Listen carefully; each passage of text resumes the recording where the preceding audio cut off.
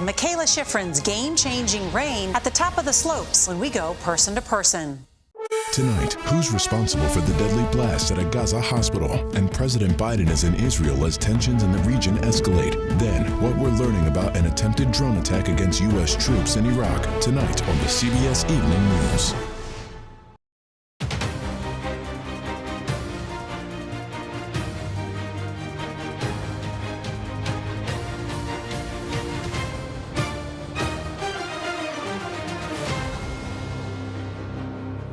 No person having received a majority of the whole number of votes cast by surname, a speaker has not been elected.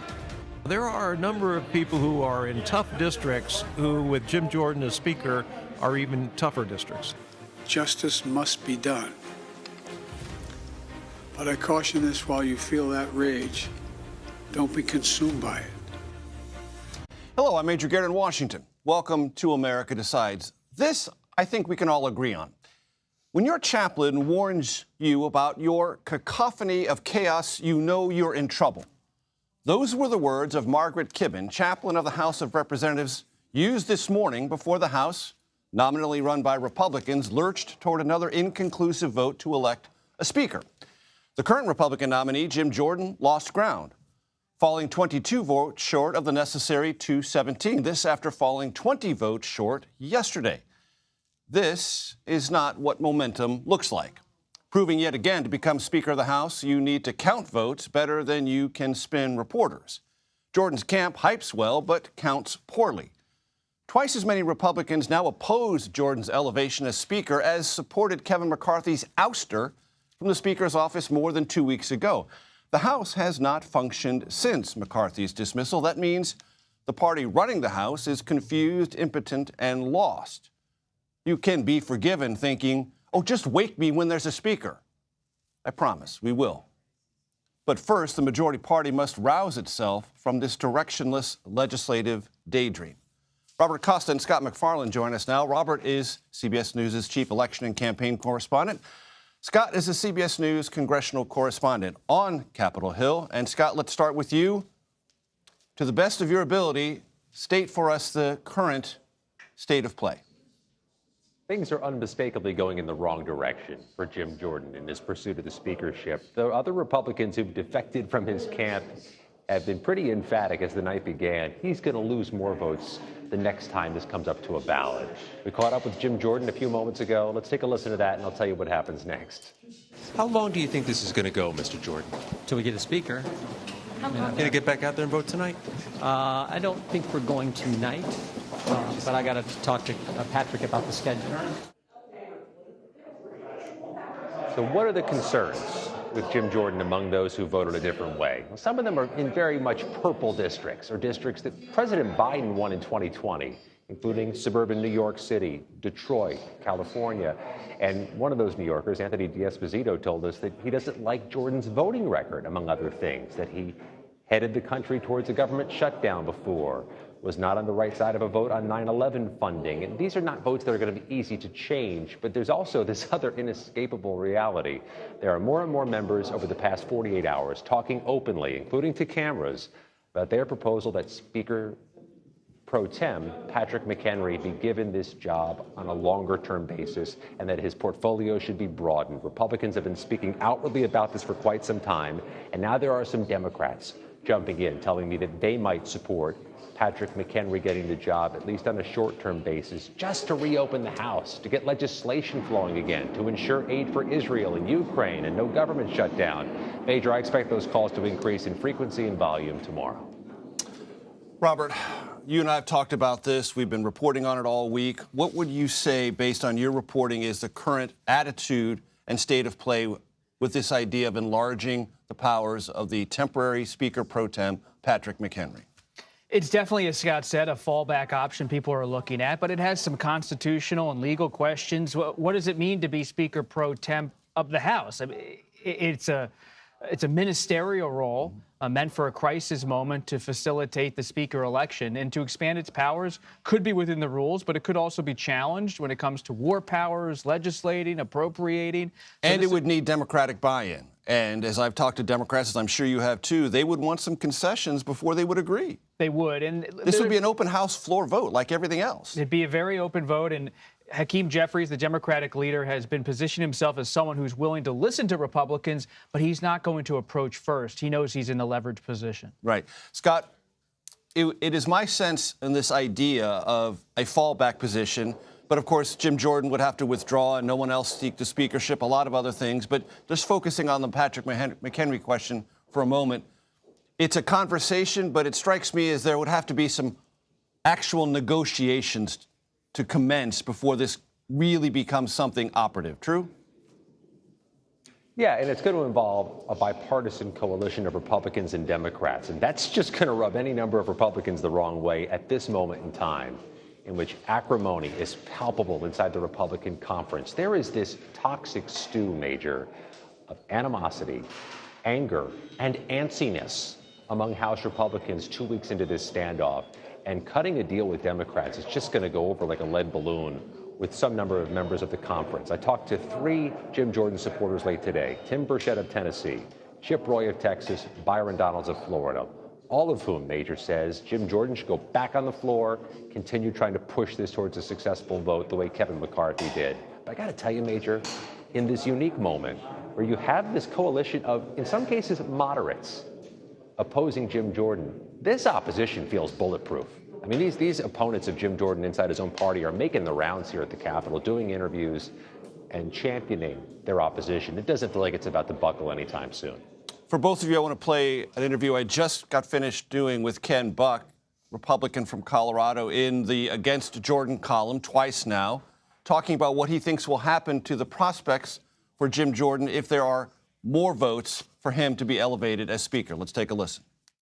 I think he bleeds 3 or 4 votes this next time, maybe a little bit more if he goes to the floor a 4th time. What he's counting on, there's a lot of grassroots support for Jim Jordan.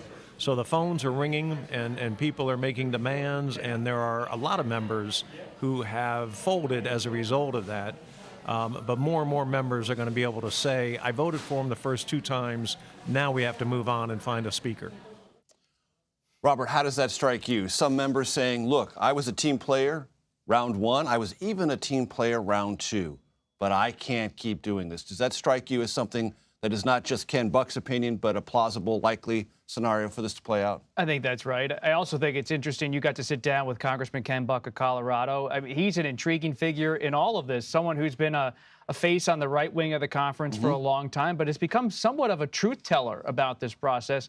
He's even stirred a few chuckles out of me. He's voted for Tom Emmer, the Minnesota Republican, in recent days for Speaker, and he has said he's voting for Emmer because he doesn't really like Emmer and he doesn't think someone good should be in the job. So you say to yourself, what kind of surreal moment are we in politically when someone like Ken Buck is voting for Tom Emmer because he doesn't like him for the job?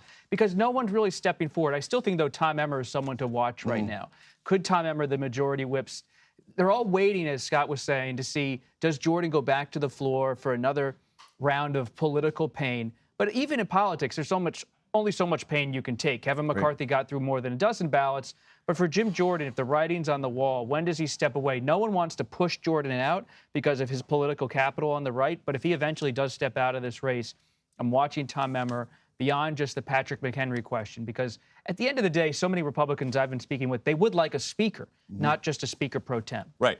Scott, another thing that Ken Buck told me is he thinks it might be possible that there could be a power-sharing arrangement organized between Jordan and Scalise, wherein Scalise would become the speaker and Jordan could become majority leader. As Ken Buck said it to me, it's 3-dimensional chess. I don't play 3-dimensional chess. I'm just a humble reporter like you. Do you think there's any possibility that what Ken Buck said, this power-sharing arrangement, might actually come to fruition? Oh, they'd have to mend some fences for that to happen, because there really has been some bad blood formed between supporters of Steve Scalise and supporters of Jim Jordan through this ugly process.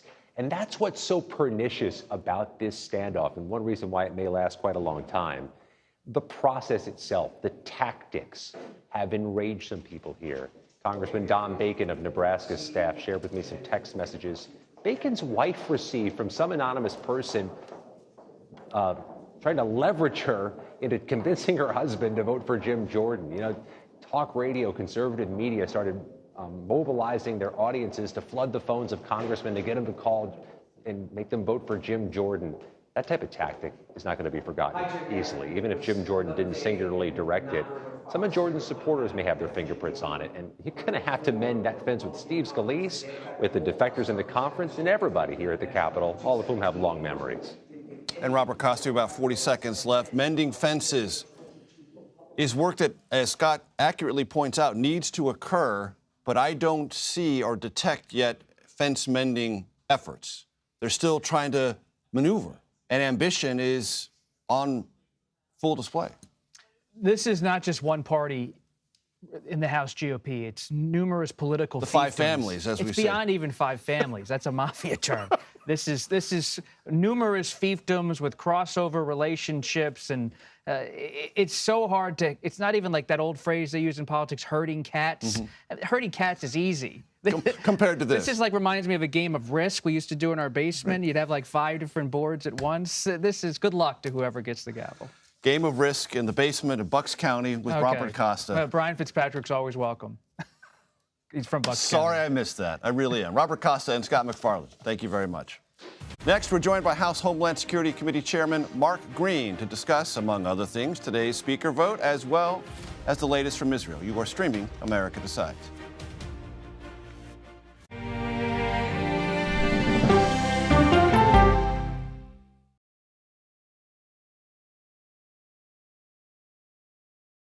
Well, let me start with this. This really happened. Have you told the government? Did any of that make sense? What's your response? You want me to just What's wrong with that argument? What have you learned? Do you know why? Why? Why?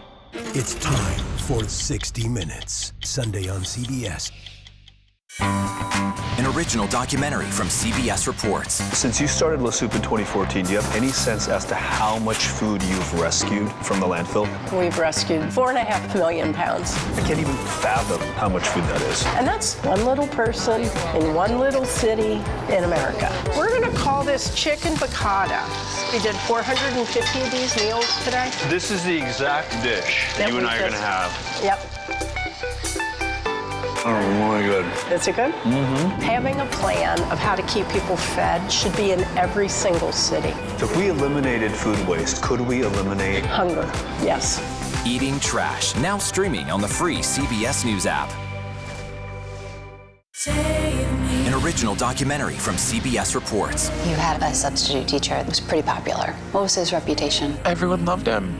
You had to miss a test. What did he offer to have you make up the test? He said that I can come by after school was all over and just take the exam.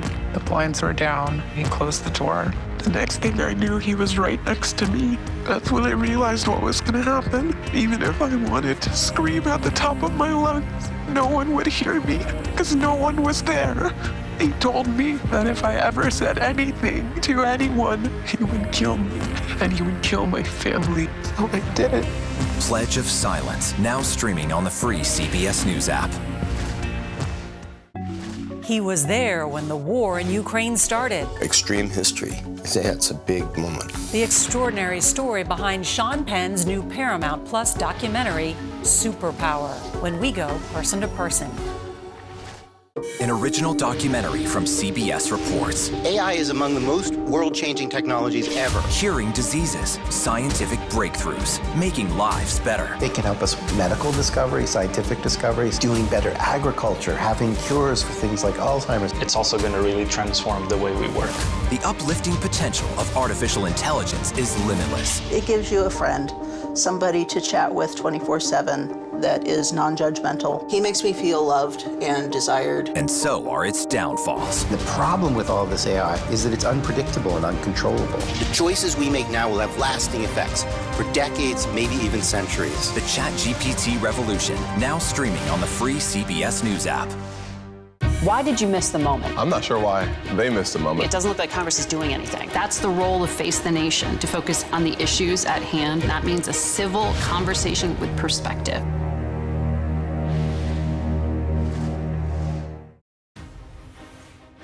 Welcome back to America Decides. Republicans and Democrats on the House floor today stressed the importance of electing a speaker who supports Israel. But as things are in Washington, both sides have different concepts of who the right candidate is. So at a moment of crisis, and we are in a moment of crisis, we should come together and act. And we know we can't do that without a Speaker of the House. The gentleman from Oklahoma mentioned one of them. Supporting assistance to Israel, but what he left out was assistance to Ukraine and our national security objectives. Texas Republican Congressman and Chair of the House Homeland Security Committee, Mark Green, joins us now. Congressman, very good to see you. We'll get to Israel and other matters in a moment that are important to the jurisdiction of your committee, but I want to get your impressions on where things stand with voting to elect a Speaker of the House of Representatives. I know you support Jim Jordan. Ken Buck, Republican colleague from Colorado, told me just a couple of minutes ago he expects in subsequent votes, Jim Jordan will, in his words, not mine, bleed votes each and every vote. Do you believe that's what's going to happen?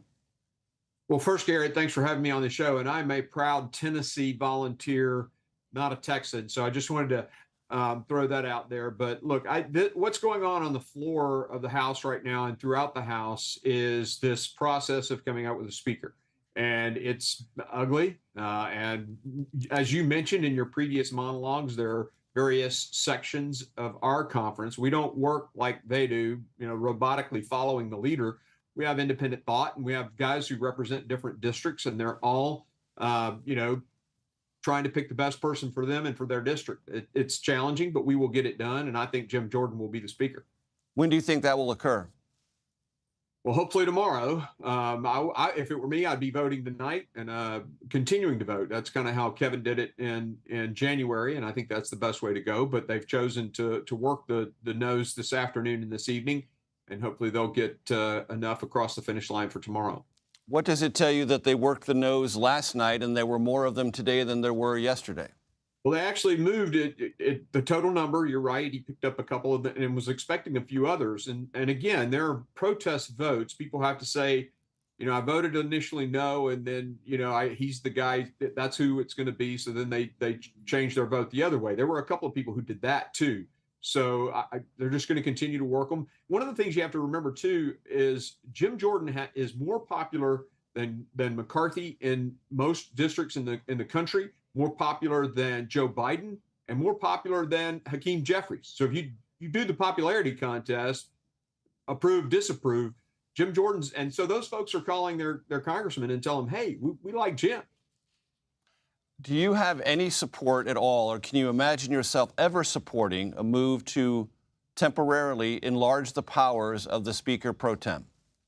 My concern there is the constitutionality of it. And so from my understanding and some legal counsel that I've gotten, I don't believe that's an option. And so we have to get to a speaker. And that's why I said we should be on the floor right now voting. We have to get this done and get it done fast. On to Israel. What is your current assessment of the situation there? President Biden, while traveling back from Israel, just gaggled with reporters. I'm not sure if you're aware of this, Congressman, so if you're not, let me just say what the president said, that the Egyptian president, al-Sisi, has agreed to open the Rafah gate and allow humanitarian assistance into the country. The president described him as highly cooperative in this matter, and that if Hamas stops any of that or intercepts any of that aid from getting to the civilians, it will end. But the president said it's a cooperative agreement between the Netanyahu government and the al-Sisi government in Egypt and Israel. Your reaction? Well, I think that's good news. What a lot of people don't realize is that Hamas is terrorizing some Palestinians, a lot of Palestinians. Now, there are Palestinians that support Hamas in the Gaza Strip, but there are a lot of Palestinians who don't. And that's something that Americans need to be aware of. Hamas is the terrorist organization that currently controls Gaza, but they are not beloved by many Palestinians. And those are the individuals we want to help and make sure they have the humanitarian assistance that they need. But Hamas, I mean, they're murderous, subhuman. I mean, they beheaded babies. These people need to be destroyed. And so support what Israel's doing, but I also support making sure that the citizenry have a way to get out and have a way to get the things that they need. On what level do you, in terms of priority, Congressman, do you place Israeli and collaborative U.S. efforts to free the hostages inside Gaza? Look, that's the hardest thing there is. And in Gaza, it's the hardest, I mean, hostage rescue. I was a flight surgeon for a special operations aviation unit and worked with our tier 1 assets. Hostage rescue is the hardest thing there is. And that location with the subterranean, environment, it's very difficult. So negotiations, I think, are the first step. You do everything you can. And if I were the president, I'd be telling Hamas, you got 72 hours or we're coming. I mean, we got to be very firm with these people. And the same with Iran, they're backers. But do everything you can to get them out, and then you go rescue them if you can. Congressman, as you're aware, the president said earlier today that U.S. intelligence, independent of Israel, asserts that it was a Palestinian terrorist organization, not Hamas, that launched the rocket or the missile or the projectile that hit the hospital, killing some 200, 300, maybe 500 people. Was that intelligence shared with you? Do you have any reason to doubt it?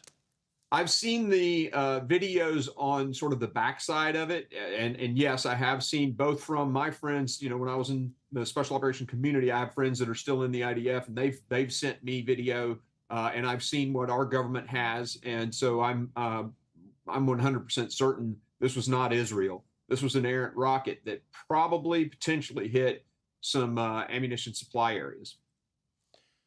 And therefore, the blame lands upon those who fired it, and you are convinced it was not Israeli Defense Forces. I am 100%. And do you believe that should in any way shed additional light on the moral equation of this conflict? Well, collateral damage, this is total war in a way.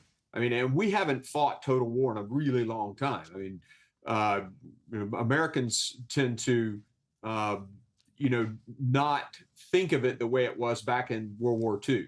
That's been a long time ago in our history. So these guys came into Israel, cut babies' heads off, raped women. I mean, so the concept of war has to change. That concept means more collateral damage. And while Israel does everything that it can to limit that and minimize that, there will be some. Now, the bad guys, the Hamas terrorists and folks like that, they don't care. They don't care about collateral damage. They want collateral damage. So from a moral equation, I'm not sure it really tips it any for me, because, I mean, we're approaching this thing from two different sort of standpoints. One group that wants as many casualties killed as possible, and one, Israel, the United States, the West wants as little as humanly possible. So the moral equation doesn't change. Tennessee, I want to emphasize, Tennessee, Congressman and Republican Mark Green, thank you so much for your time. Thanks, Garrett. You can always call me Major. President Biden made it clear while in Tel Aviv that the United States stands with Israel. Next, we look at his visit and its impact on this raging conflict. You are streaming America Decides.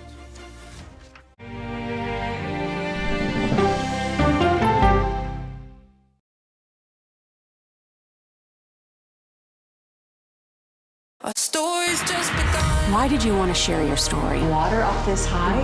Where are these coming from? That's the million-dollar question. I'm a very curious person. I wake up every morning asking, what's happening in the world? Why is this happening? And how do we answer that question on the CBS Evening News? An original documentary from CBS Reports. Imagine yourself in Manhattan with no police, no army, no mayor. The people of Haiti stare down poverty, corruption, natural disasters, and violence.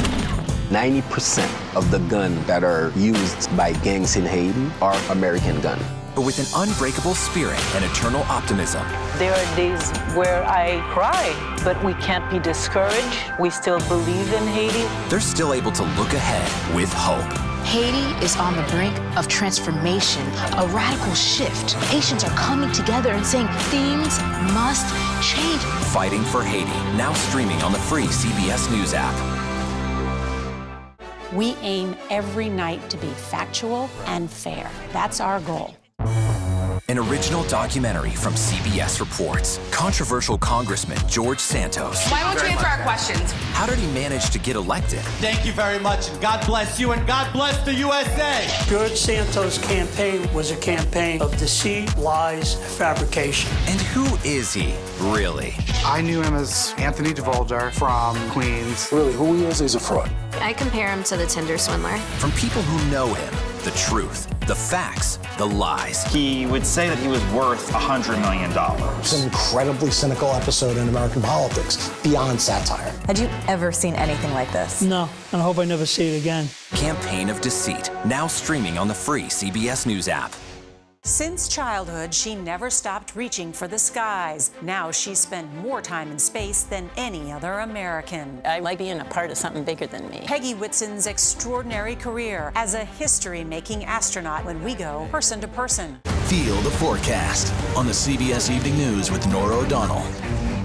I think I asked direct questions. I don't know that they're tough questions per se. Why aren't you holding yourself to that standard? It doesn't look like Congress is doing anything. What has to happen?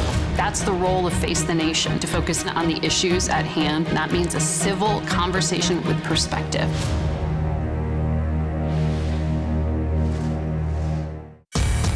We are about to see American weapons in the hands of Mexican cartels. A gun pipeline to Mexico. We are arming the cartels. 100%, no doubt about it. Happening right under our noses.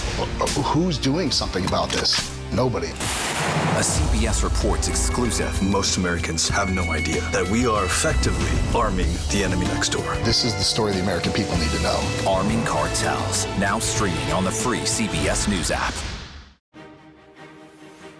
Welcome back to America Decides. President Biden spent his time in Israel reaffirming the United States' support for its longtime ally. He also advocated for safety and protection of Palestinian civilians. CBS News senior White House correspondent Weijia Jiang joins us now. Weijia, this is a fast-moving story.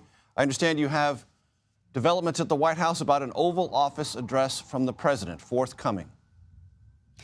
That's right, Major. The White House just announced that tomorrow night he will make remarks about the brutal Hamas terrorist attack on Israel, according to this release, as well as the ongoing brutal war against Ukraine. And I think that's notable, Major, because just today the president said that he was going to, at some point this week, ask Congress for an unprecedented aid package for Israel. And we know through our reporting that that is actually part of a much broader deal, in total about $100 billion that would last for a year as supplemental funding. And it would include not only money for Israel, but also for Ukraine, border security, and Indo-Pacific countries, including Taiwan. So perhaps he will announce that tomorrow. But we do expect this will be from the Oval Office, which always marks how significant the remarks will be. And it is in prime time at 8 p.m., which, of course, we will be covering on CBS News. And Weijia, the president also did something unusual for him and for this White House. He talked to reporters aboard Air Force One about not only the situation with Israel, but also concerns and breakthroughs possibly about Palestinian relief. What can you tell us there?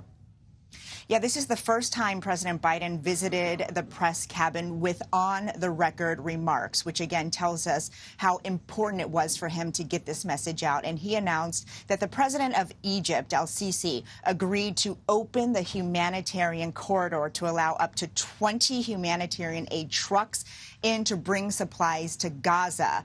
Of course, it's not only Egypt that has a role in this, but Israel. And he spoke about that while on the plane. Take a listen. Israel has been badly victimized, but, you know, the truth is that if they have an opportunity to relieve the suffering of people who have nowhere to go, they're going to be, it's what they should do. And if they don't, they'll be held accountable. And, of course, Israel has held Gaza under siege, blocking off aid for 10 days now to that area. So this is a tremendous breakthrough, Major. But it is notable that the president said this was to get aid in, not to get civilians out, which, of course, includes Americans who are trapped there. So this was very significant because there were questions about whether he could get this done, since he was supposed to have this meeting with Arab leaders in Jordan in person today, but they canceled, and that was going to be the main focus. And he said he didn't regret that that meeting didn't happen in person, because ultimately he was able to achieve his goal of getting that corridor open for civilian aid. Major. From the North Lawn of the White House, Weijia Jiang, we thank you. Now, back to the impasse over electing a speaker. Have we ever been here before? Mid-Congress? Absolutely not. This dysfunction is of a truly historic nature. But we have seen a prolonged impasse over electing a speaker. The most comparable occurred in 1839. Now, look, I'll spare you the drama between Democratic and Whig parties. To summarize, the House could not organize itself and therefore could not elect a speaker.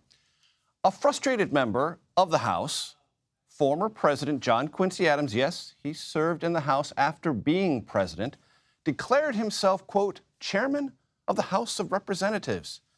The position didn't exist, but to end the turmoil, lawmakers gave Adams temporary powers to run the House. Adams held these powers for 11 days until a speaker was elected, one Robert M.T. Hunter of Virginia, who, at the ripe old age of 30, remains, to this very day, the youngest speaker ever elected. Anything can happen. That does it for today. We thank you for watching. You're streaming CBS News.